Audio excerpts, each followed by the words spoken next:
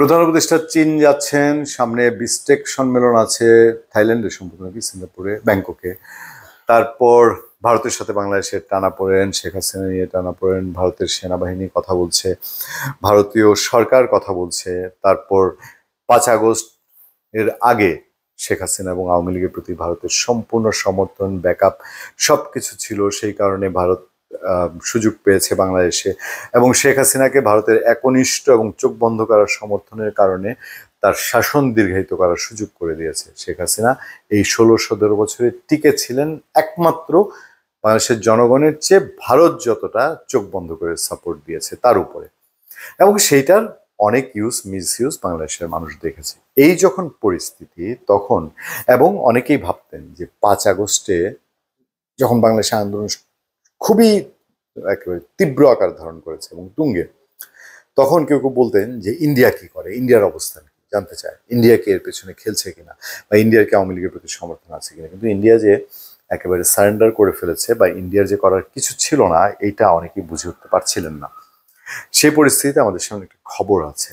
তাহলে কি ইন্ডিয়া কিছু করতে চেয়েছিল? যে খবরটা হচ্ছে এরকম যে সাবেক ক্ষমতাচ্যুত প্রধানমন্ত্রী শেখ হাসিনার বিরুদ্ধে বাংলাদেশের মানুষের মধ্যে ক্ষোভ তৈরি হচ্ছিল, এবং তার বিরুদ্ধে সাধারণ মানুষের মধ্যে শক্তিশালী যে বিক্ষোভ সৃষ্টি হচ্ছিল সে সম্পর্কে ভারত অবগত ছিল বলে দাবি করেছেন ভারতের পররাষ্ট্রমন্ত্রী এস জয়শঙ্কর।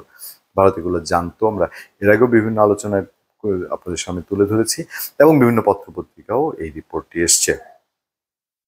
এ ব্যাপারে ভারত কোনো হস্তক্ষেপ করতে পারেনি, যোগ করেন তিনি। আচ্ছা, প্রতিবেদনে দেশটির সংবাদ মাধ্যম দ্য হিন্দু এ তথ্য জানায়। প্রতিবেদনে বলা হয়, পররাষ্ট্র বিষয়ক পরামর্শক কমিটির সদস্যরা জয়শঙ্করের সঙ্গে ভারতের পররাষ্ট্রনীতি নিয়ে সরাসরি আলোচনা করেন যেখানে বাংলাদেশ, মিয়ানমার, মালদ্বীপ, শ্রীলঙ্কা ও পাকিস্তানের পরিস্থিতি আলোচনার প্রধান বিষয় হয়ে ওঠে। জয়শঙ্কর জানান, ভারত বাংলাদেশের ভেতরের অস্থির পরিস্থিতি সম্পর্কে অবগত ছিল। এ প্রসঙ্গে তিনি জাতিসংঘের মানবাধিকার বিষয়ক প্রধান ভলগার তুর্কের সাম্প্রতিক বক্তব্যের উল্লেখ করেন। জাতিসংঘ তখন বাংলাদেশ সেনাবাহিনীকে সতর্ক করেছিল যে যদি তারা নিরস্ত্র বিক্ষোভকারীদের উপর হামলা চালায় তাহলে তাদের শান্তিরক্ষা মিশন থেকে নিষিদ্ধ করা হতে পারে। বাংলাদেশের অন্তর্বর্তী সরকার ভারতের সঙ্গে সংলাপ শুরু করলেও শেখ হাসিনাকে ভারত রাজনৈতিক আশ্রয় দেয়ায় ঢাকা দিল্লি সম্পর্কে উত্তেজনা বিরাজ করছে। ভারত এরই মধ্যে ঢাকার অন্তর্বর্তী সরকারের সঙ্গে আনুষ্ঠানিক যোগাযোগ করতে 2024 সালের ডিসেম্বরে পররাষ্ট্র সচিব বিক্রম মিস্ত্রিকে ঢাকায় পাঠায়। আচ্ছা, তারপরে বিষয়, তবে থাইল্যান্ডের ব্যাংককে বিস্টেক শীর্ষ সম্মেলনে সাইডলাইনে প্রধানমন্ত্রী নরেন্দ্র মোদী ও বাংলাদেশের প্রধান উপদেষ্টা অধ্যাপক মোহাম্মদ ইউনূসের মধ্যে আনুষ্ঠানিক বৈঠক হবে কিনা সে বিষয়ে ভারতের পররাষ্ট্র মন্ত্রণালয় নীরব।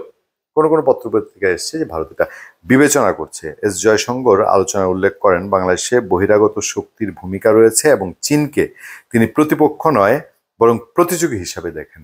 মানে চীন এখন বাংলাদেশ অভ্যন্তরীণ বিষয়ে কি কোনো ভূমিকা রাখছে সেরকম মনে করে ভারত। এছাড়া দক্ষিণ এশীয় আঞ্চলিক সহযোগিতা সংস্থা নিয়েও আলোচনা হয়েছে, মানে সার্ক নিয়ে। 2014 সালের পর থেকে সংস্থাটি কোনো শীর্ষ সম্মেলন অনুষ্ঠিত হয়নি, মূলত ভারত পাকিস্তান ভেজালের কারণে। আচ্ছা, যাই হোক, আমরা সেই প্রসঙ্গে যেতে চাই না। মূলত কোনো কোনো পত্রপত্রিকায় আমরা এও দেখেছি যে ভারত তখন চাইলেও কোনো হস্তক্ষেপ করতে পারেনি বাংলাদেশের পরিস্থিতিতে। যাই হোক, ভারতের এই সেগুলো, এই বক্তব্যগুলো আমাদের জন্য গুরুত্বপূর্ণ, কারণ হচ্ছে সামনের দিনগুলোতেও ভারত কি করবে, কি ভূমিকা রাখবে সেটা নিশ্চয়ই আলোচনা টেবিলে থেকেই যাবে। ধন্যবাদ সবাইকে। ভালো থাকবেন, সুস্থ থাকবেন, সত্য, করুণা এবং সহনশীলতার সাথে। আপনাদের সাথে আমি আতিক রহমান করি।